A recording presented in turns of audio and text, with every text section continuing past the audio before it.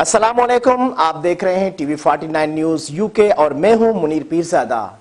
आइए आपको ले चलते हैं आज की खबर की जानिब। सऊदी अरब में इंटरनेशनल हिलाल एक्सपो का आगाज हो गया, जिसमें सैकड़ों कंपनियों की जानिब से स्टॉल लगाए गए हैं, जबकि पाकिस्तान से भी 7 कंपनियां शरीक हैं। दारुल हुकूमत रियाज में 7 से 9 नवंबर तक जारी रहने वाली पहली सऊदी इंटरनेशनल एक्सपो में दुनिया भर से नाम और हिलाल फूड बनाने वाली कंपनियों समेत पाकिस्तान से 7 मुख्तलिफ कंपनियों के स्टॉल मौजूद हैं, जो सऊदी और दीगर गैर मुल्की तजारती कंपनियों के नुमाइंदों की तवज्जो का मरकज है।